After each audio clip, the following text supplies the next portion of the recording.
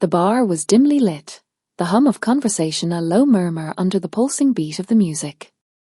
Claire sat at a corner table, her fingers tracing the rim of her glass. She wasn't here to drink or dance. She was here to watch. To plan.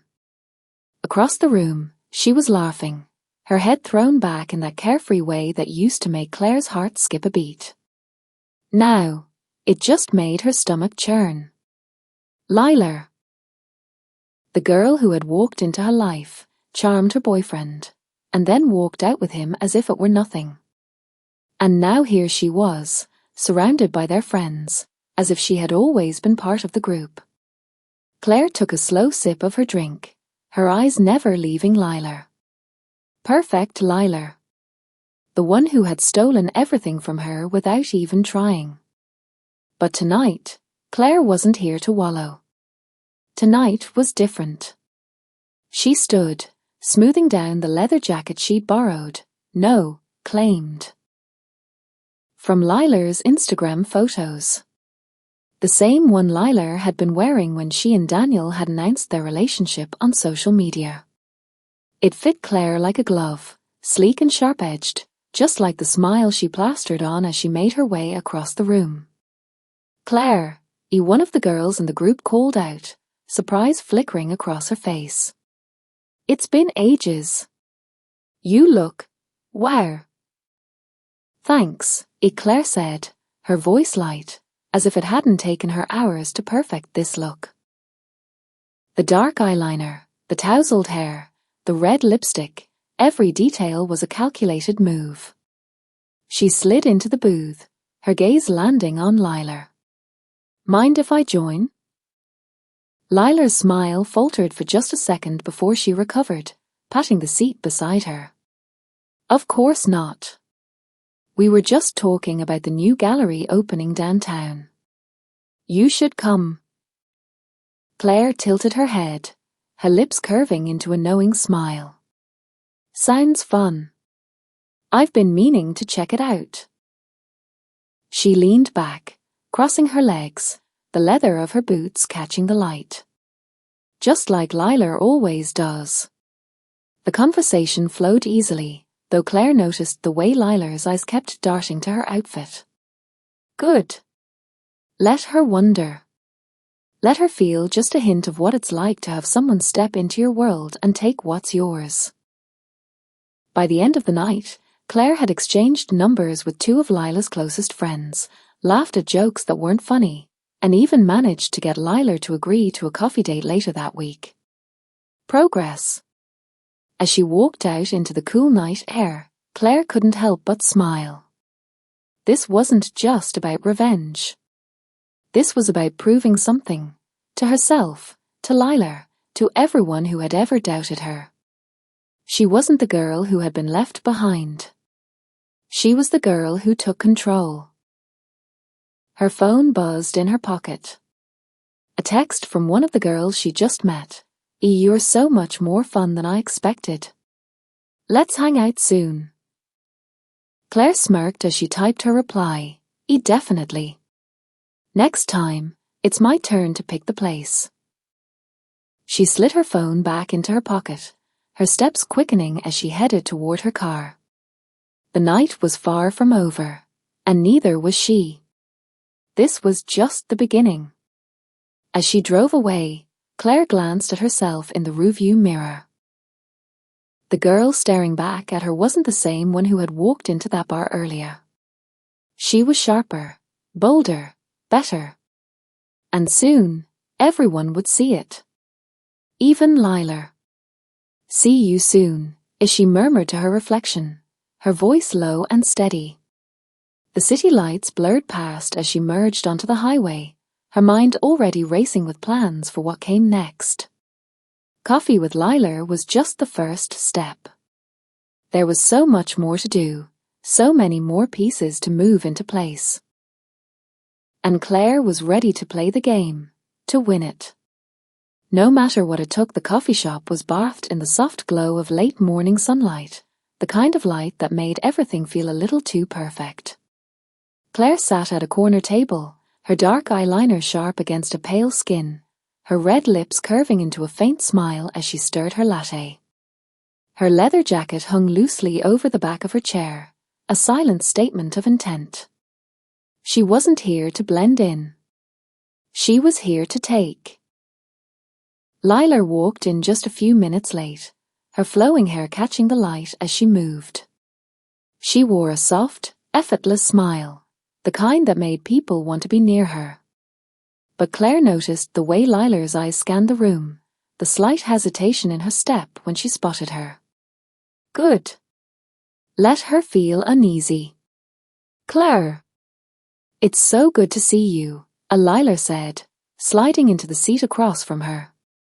Her voice was warm, but there was a flicker of something else, curiosity, maybe even wariness. Likewise, Claire replied, her tone smooth, controlled. Thanks for meeting me. I know you're busy. Lila waved a hand dismissively, her charm slipping back into place. Oh, please. I always have time for new friends. Especially ones who seem intriguing. Claire laughed softly, the sound low and deliberate. Intriguing. That was one way to put it. She leaned forward slightly, her elbows resting on the table, her gaze steady.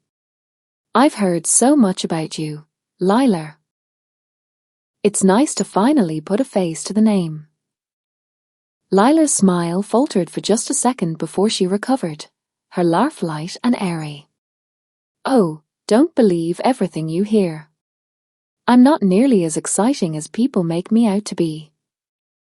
I doubt that, Claire said, her voice dropping just enough to make Lila lean in. You seem like someone who knows how to make an impression. The tension between them was palpable, a quiet pull that neither of them acknowledged directly. Lila sipped her coffee, her eyes never leaving Claire's. So, tell me about yourself, Claire. You're different. I can't quite figure you out.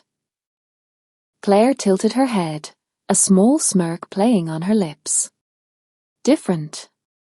That was intentional. She'd spent weeks studying Lila, her style, her mannerisms, the way she carried herself. Now, she was mirroring it all back at her, but with an edge. A sharper, darker version that Lila couldn't help but notice. I'm just someone who knows what I want, Claire said finally, her voice steady. And I don't stop until I get it. Lila raised an eyebrow, intrigued. And what is it that you want? Claire held her gaze, her expression unreadable. Let's just say, I'm not someone who likes to share. The words hung in the air between them, heavy with implication. Lila's smile faded slightly, but she didn't look away. There was something almost electric about the way they were staring at each other now, a silent challenge neither was willing to back down from. Interesting, Lila said after a moment, her voice softer now. You're not at all what I expected. Good, Claire thought. Keep guessing. They continued to talk, the conversation flowing easily enough, but there was always that undercurrent of tension simmering just below the surface. Claire could see the way Lila's fingers tapped nervously against her cup, the way she kept glancing at Claire's lips when she spoke. It was working. Lila was captivated, whether she wanted to admit it or not. By the time their coffees were finished, Claire had already planted the seeds she needed to. She could see it in the way Lila leaned in closer when she talked, the way her laughter came just a little too quickly at Claire's jokes.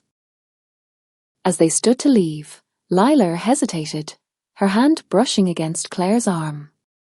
We should do this again sometime, she said, her voice warm but with a hint of something more.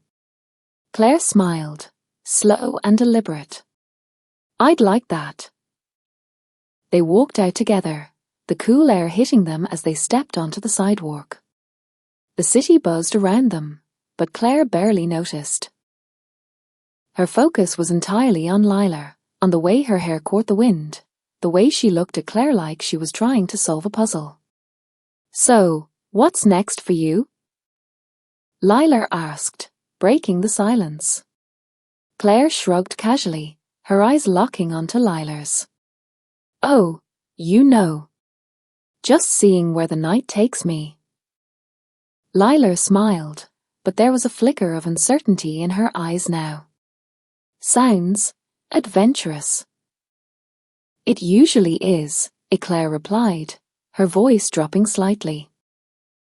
She reached out, brushing a strand of hair out of Lila's face, her fingers lingering just a second too long. Let her wonder. Lila's breath caught. Claire saw it, even if she tried to hide it, and for a moment, neither of them moved. The tension between them crackled like static in the air, and Claire could feel the weight of it pressing down on her chest. "I should go," Lila said finally, her voice barely above a whisper. But she didn't move. Claire nodded slowly, her gaze never wavering. "Me too." But neither of them left. They stood there on the sidewalk, their eyes locked in a silent battle of wills, until Lila finally took a step back, her cheeks flushed. "See you around, Claire," she said, her voice trembling just slightly. Claire watched her walk away, her lips curving into a satisfied smile. Soon, she thought. Very soon.